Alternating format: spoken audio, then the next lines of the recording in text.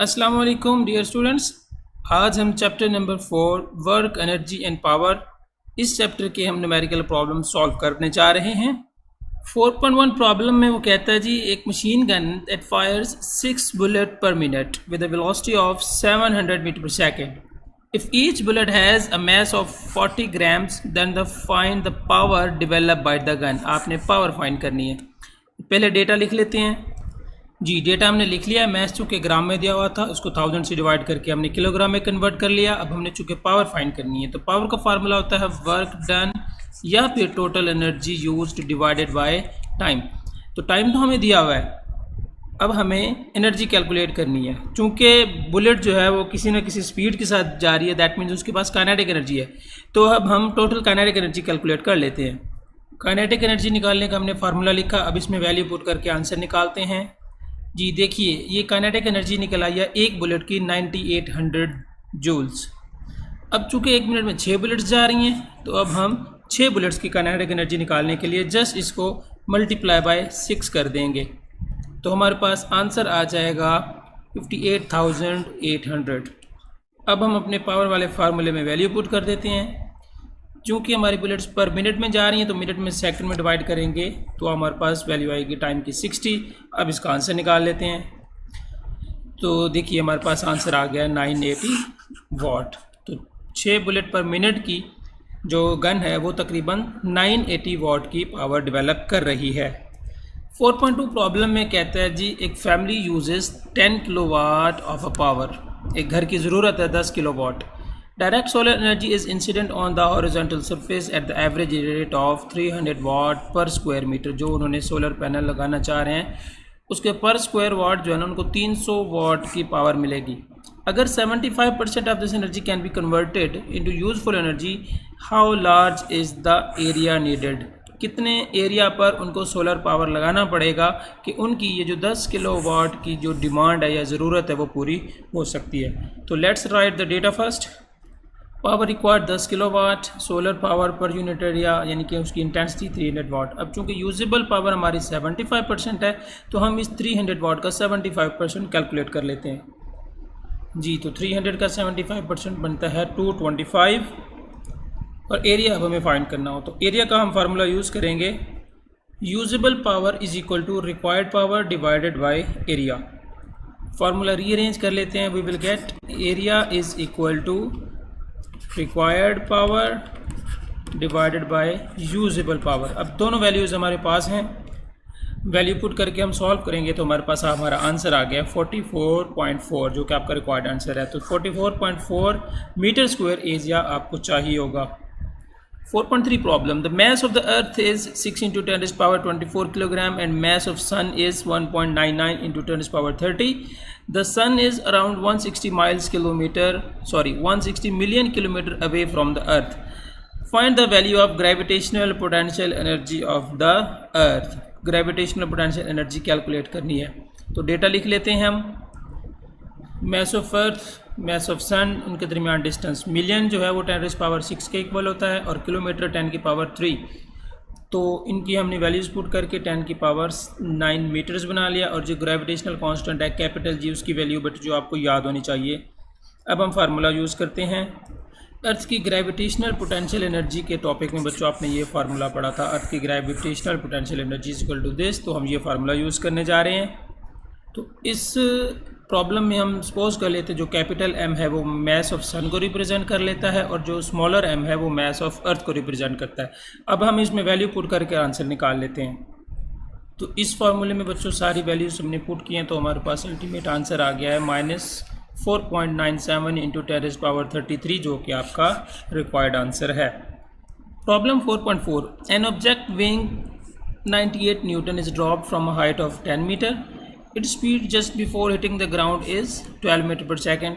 What is the frictional force acting on it? Frictional force आपने calculate करनी है तो हम डेटा लिख लेते हैं। तो डेटा हमने लिख लिया। जो आपका वेट था 98 न्यूटन, इसको हमने जी की वैल्यू यानी ग्रेविटेशनल एक्सेलरेशन पर डिवाइड करके हमने यहाँ से मैस कैलकुलेट कर लिया है। डेटा लिखने के बाद आपने चूँकि फ्रिक्शनल फोर्स है इसको चाहे तो आप कैपिटल एम से लिखें या स्मॉलर एम से लिखें। तो बच्चों यहाँ पर हम फार्मूला लगाएंगे वर्क एनर्जी प्रिंसिपल। चूँकि वो बॉडी एक सर्टेन हाइट से नीचे को गिर रहा है तो उसकी पोटेंशियल एनर्जी में लॉस होगा। वही पोटेंशियल एनर्जी में लॉस उसकी काइनेटिक एनर्जी का गेन भी होगा और साथ में वर्क डन भी होगा against the friction. So we are going to use that formula. आपने जो कि फ्रिक्शनल फोर्स कैलकुलेट करनी है तो हम फार्मूला रीअरेंज कर लेते हैं। फार्मूला रीअरेंज हो गया है, अब हम इसके अंदर अपनी वैल्यू पुट कर देते हैं जी। तो इस फार्मूले में सारी वैल्यूज़ जब आप कैलकुलेटर पे पुट करते हैं तो आपके पास आता है जी 26 न्यूटन। ये है आपकी frictional force 26 newton, that is your required answer. Next problem जी, एक 75 वाट का फ़ैन है, डेली 8 घंटे वो चल रहा है और फॉर 30 डेज़ यानी कि 1 महीने के लिए वो चल रहा है। हमने फाइंड करना है energy consumed in electrical unit. आपको पता होना चाहिए जो इलेक्ट्रिकल यूनिट होता है वो होता है किलोवाट आवर। एक तो हमने जी एनर्जी यूज़ लिखनी है और साथ में हमने बिल भी कैलकुलेट करना है। If the unit cost is 22.5 rupees. तो डेटा लिख लेते हैं। डेटा हमने बच्चों लिख लिया। आपका जो पावर थी वो 75 थी तो उसको 1000 से डिवाइड करके हमने किलोवाट बना लिया है। टोटल आज जो है आपके एक दिन में 8 घंटे और चूँकि टोटल आपके 30 डेज़ थे तो हमने तो इनको मल्टीप्लाई करके 240 आपके पास आवर्स निकल आए। तो सबसे पहले हम एनर्जी किलोवाट आवर्स में निकाल लेते हैं। एनर्जी का बच्चों आपने पावर का फार्मूला पढ़ा है वर्क डन या एनर्जी ओवर टाइम। अब इस फार्मूले को रीअरेंज कर लेते हैं। Power into time is equal to energy. अब इसमें वैल्यू पुट कर देते हैं जी। वैल्यू पुट करके हमने कैलकुलेट किया तो हमारे पास आंसर आ गया 18। चूँकि ये एनर्जी हम ऑलरेडी किलोवाट में कन्वर्ट कर चुके हैं तो हमारा आएगा 18 किलोवाट आवर्स। बच्चों एक बात याद रखनी है कि जब आपने एनर्जी कैलकुलेट करनी है किलोवाट आवर में तो आपने टाइम का यूनिट आवर्स लेना है, इसको सेकंड में कन्वर्ट नहीं करना। नाउ जी अब हमने प्राइस निकालनी है बिल की। तो आपके पास जितने टोटल यूनिट्स हैं इनको यूनिट प्राइस से मल्टीप्लाई कर दें, आपके पास टोटल बिल निकल आएगा। टोटल आपके पास 18 यूनिट्स थे और एक यूनिट की प्राइस 22.5। इनको मल्टीप्लाई करेंगे तो आपका टोटल बिल आ जाएगा 405 रुपये जी। Next problem 4.6। अब इतने बड़े प्रॉब्लम की स्टेटमेंट देख के आपने घबराना नहीं है, ये बहुत ही छोटा और आसान न्यूमेरिकल है। स्टेटमेंट पढ़ते हैं। An object of mass 2 kilogram thrown up from the ground reaches a height of 5 meters and fall back to the earth neglecting the air resistance. We have to calculate work done by the gravity when the object reaches at 5 meter height, work done by the gravity when the object comes back to the earth, and the number 10 total work done. देखिए आपके पहले part में उसने पूछा हुआ है total work done by the gravity. पहला part हम सॉल्व करते हैं। देखिए जो ऑब्जेक्ट है वो ऊपर को जा रहा है लेकिन जो ग्रेविटी है वो नीचे को एक्ट कर रही है, तो इन दोनों के दरमियान जो टोटल एंगल बन रहा है वो बन रहा है 180 डिग्री। ये अनलाइक पैरेलल फोर्सेस हैं। तो वर्क डन का फार्मूला हमें पता है वो होता है FD cos थीटा। ठीक है जी। अब फोर्स ऑफ ग्रेविटी उतनी ही होती है जितना उस बॉडी का वेट होगा, तो फोर्स की जगह हम वेट लिखेंगे, डिस्टेंस की जगह हम हाइट लिखेंगे और कॉज ऑफ थीटा की जगह 180। इसमें वैल्यू पुट कर देते हैं। कैलकुलेटर पे सारी वैल्यूज एंटर करने के बाद हमारे पास आंसर आ गया -98 जूल्स। अब हम सेकंड पार्ट की तरफ चलते हैं। सेकंड पार्ट में उसने कहा जी वर्क डन निकालें जब वो ऑब्जेक्ट कम्स बैक, यानी कि ग्रेविटी की फोर्स भी नीचे को लग रही है और बॉडी भी नीचे को आ रहा है, तो दोनों के दरमियान angle 0 degree. Same formula use करेंगे। कैलकुलेटर पे सारी वैल्यूज़ हमने इनपुट की हैं तो हमारे पास आंसर आ गया +98 जूल्स। थर्ड पार्ट में आप जो टोटल वर्क डन निकालना है, तो जो टोटल वर्क डन है वो आपने दोनों को जस्ट ऐड कर देना है, यानी कि -98 + 98, तो प्लस माइनस कट जाएंगे, आंसर आएगा आपके पास 0 जूल्स। इसका मतलब क्या है? इसका मतलब ये है कि अगर आपके पास एक क्लोज्ड पाथ होगा जहाँ से आपकी बॉडी की मूवमेंट स्टार्ट हुई, बॉडी अप बढ़ गया और फिर वापस उसी पोजीशन उसी लेवल पर आ गया, तो ये क्लोज्ड पाथ के अंदर आपका जो टोटल वर्क डन होता है वो 0 के इक्वल होता है। चूँकि ये ग्रेविटी की वजह से हो रहा है तो हम ये कह सकते हैं जो हमारी फोर्स ऑफ ग्रेविटी है वो एक कंजर्वेटिव फील्ड है, और कंजर्वेटिव फील्ड होने की वजह से ग्रेविटी की फोर्स कंजर्वेटिव फोर्स होगी। 4.7 problem, an electrical motor of 1 horse power. Horse power जो है वो आपको पता है यूनिट होता है, बिगर लार्जर यूनिट होता है पावर का। Is use to run a water pump. Water pump takes 15 minutes to fill a tank जिसका वॉल्यूम है 400 litres at a height of 10 metres. ये आपको वैसे पता है, एक हॉर्स पावर में 746 वॉट्स होते हैं। तो हमने दो चीज़ें फाइंड करनी है, actual work done by the pump and the actual output work done by the pump. यानी हम उस इलेक्ट्रिक मोटर को इनपुट कितनी दे रहे हैं और वो हमें आउटपुट कितने करके दे रही है, ये दो चीज़ें आपने कैलकुलेट करनी है। तो let's write the data first. Data हमने लिख लिया, टाइम जो मिनट्स में था उसको 60 से मल्टीप्लाई करके सेकंड्स में कन्वर्ट कर लिया है। वॉल्यूम जो है वो आपको लीटर्स में दिया हुआ है। तो बच्चों आपने एक बात याद रखनी है, चूँकि जो पानी होता है 1 लीटर पानी जो है वो 1 किलोग्राम के इक्वल होता है। दैट मीन्स जो हमारा मैस ऑफ वाटर होगा वो होगा 400 किलोग्राम।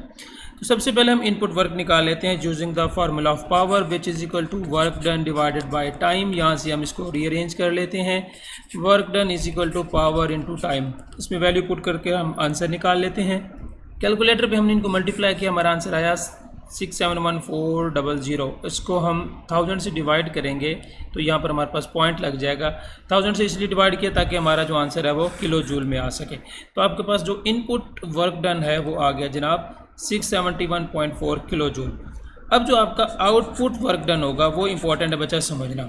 जब पानी जो है इस टैंक के अंदर स्टोर हो गया है तो इसकी जो इनपुट पावर होगी वो अब पानी की पोटेंशियल एनर्जी में कन्वर्ट हो चुकी है, यानी कि जो आउटपुट है वो पोटेंशियल एनर्जी के इक्वल होगी। तो हम फार्मूला यूज़ करेंगे, output work done is equal to mgh। अब इसमें वैल्यू पुट कर देते हैं। कैलकुलेटर पे सारी हमने वैल्यू एंटर की, हमारा आंसर आया 39,200। अब इसको भी अगर हमने किलो में कन्वर्ट करना है तो 1000 से डिवाइड करेंगे, हमारे पास आंसर आ जाएगा 39.2 kilo joules.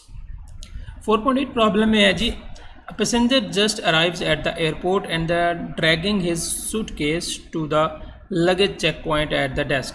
He pulls strap with the force of 200 Newton at the angle of 45 to the floor to displace it 50 meter to the desk। हमने टोटल वर्क डन कैलकुलेट करना है। तो इसका मैं डेटा नहीं लिख रहा, जस्ट हम डायरेक्ट ही हम वर्क डन का फार्मूला यूज़ करेंगे, FD cos थीटा। अब इसमें वैल्यू पुट कर देते हैं। आपने डेटा ज़रूर लिखना है, मैं जस्ट टाइम शॉर्टेज की वजह से कर रहा हूँ। तो वैल्यू पुट की, कैलकुलेटर पे हमने सॉल्व किया तो हमारा आंसर आया 7071। तो अब इसको हम 1000 से डिवाइड करके अपना किलो जूल में वर्क डन कन्वर्ट कर लेंगे तो बाकी जो डेटा है वो राउंड ऑफ होकर हमारे पास आंसर आ गया 7 kilo joules. 4.9 problem, a 1200 kilogram car is running at the speed of 40 km/h. How much power will be expended by it to accelerate at इतनी। 1200 किलोग्राम की कार 40 km/h की speed से जा रही थी। अब हमने इसको एक्सेलरेट करना है, मज़ीद उसकी स्पीड बढ़ानी है। 2 मीटर/सेकंड करने के लिए हमें कितनी पावर चाहिए होगी। तो डेटा लिख लेते हैं। डेटा हमने लिख लिया। स्पीड चूँकि नॉन ऐसा यूनिट में था तो ऐसा यूनिट में कन्वर्ट करने के लिए km/h से मीटर/सेकंड जाने के लिए हमने 1000 ओवर 3600 से मल्टीप्लाई किया तो हमारी स्पीड निकल आई। अब हम फार्मूला यूज़ करेंगे पावर का। आपने ये फार्मूला पढ़ा था टॉपिक में, P is equal to F multiply by V। तो हम ये फार्मूला यूज़ करने जा रहे हैं, F डॉट V। और फोर्स जो होता है वो F is equal to MA dot V। अब हम इसमें वैल्यू पुट कर देते हैं। सारी वैल्यूज़ हमने कैलकुलेटर पर लिखी, हमारा आंसर आ गया 26,664। तो अब इसको किलो वाट में कन्वर्ट करने के लिए हम 26 के बाद पॉइंट लगाएंगे तो आपके पास आंसर आ जाएगा 26.6 kilo watt. Next, a 200 gram apple is lifted to 10 meter height and then it is dropped. What is its velocity when it hits the ground? 200 ग्राम का एप्पल 10 मीटर की हाइट से जब आप फेंकेंगे तो वो कितनी स्पीड या वेलोसिटी के साथ जाकर ज़मीन को टच करेगा या हिट करेगा। Assume that 75% of work done in lifting the apple is transferred to the kinetic energy at the time it hits the ground। हाँ जी, जितना हमने इसको वर्क डन करके 10 मीटर की हाइट तक ले गए थे तो हम सपोज कर लेंगे उस वर्क डन का 75% जो है ना वो काइनेटिक एनर्जी में कन्वर्ट हुआ है। तो डेटा लिख लेते हैं। डेटा हमने लिख लिया, मैस ग्राम से किलोग्राम में कन्वर्ट किया 1000 से डिवाइड करके। स्पीड हमने फाइंड करनी है। तो स्पीड फाइंड करने से पहले हम उसका वर्क डन कैलकुलेट करेंगे उस एप्पल का 10 मीटर की हाइट तक लेके जाने के लिए। अब स्टूडेंट आपको पता है कि अगर हम किसी भी ऑब्जेक्ट को ग्राउंड से किसी सर्टेन हाइट पे लेके जाते हैं तो उसके लिए जितना हमें वर्क डन करना पड़ता है वही वर्क डन उस बॉडी के अंदर in the form of potential energy store हो जाता है। और पोटेंशियल एनर्जी का फार्मूला होता है mgh। तो हम वर्क डन इस फार्मूले से कैलकुलेट कर लेते हैं। सबसे पहले सॉरी, एक छोटी सी मिस्टेक हो गई मेरे से। ये ग्राम से जब हमने किलोग्राम में कन्वर्ट किया था तो 0.2 आएगा, 0.2 नहीं आएगा।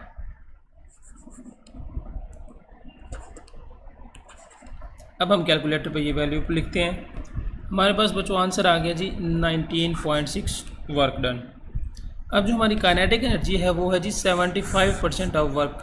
तो हमारा जो वर्क डन निकाला है हम इसका 75% निकाल लेंगे जी। तो 75% ऑफ 19.6 निकालेंगे, हमारे पास आएगा 14.7 जूल्स। अब हमारा टारगेट चूँकि स्पीड निकालना था तो काइनेटिक एनर्जी का हम फार्मूला यूज़ करेंगे और इसके अंदर से जो है हम स्पीड यानी कि v² जो है वो उसकी वैल्यू कैलकुलेट करेंगे। हमने फार्मूला जो है थोड़ा सा रीअरेंज किया, ये 2 डिवाइड हो रहा था वो इधर आकर मल्टीप्लाई हो जाएगा, मैथ्स मल्टीप्लाई हो रहा था वो इधर आकर डिवाइड हो जाएगा। वैल्यू पुट किया है, स्टूडेंट्स को सॉल्व किया तो हमारे पास आंसर आ गया है 147। अब ये चूँकि वेलोसिटी के स्क्वायर का आंसर है तो हम इस वैल्यू का स्क्वायर रूट लेंगे तो हमारे पास वेलोसिटी आ जाएगी। हमारे पास जो आंसर आया था हमने इसका स्क्वायर रूट लिया तो हमारे पास आंसर आ गया जी 12.1 मीटर पर सेकंड, जो कि आपका रिक्वायर्ड आंसर है। इसके साथ ही स्टूडेंट्स यूनिट नंबर 4 के जो न्यूमेरिकल्स हैं वो कंप्लीट हुए। इंशाल्लाह नेक्स्ट यूनिट के न्यूमेरिकल के साथ आपसे मुलाकात होती है। अल्लाह हाफिज़।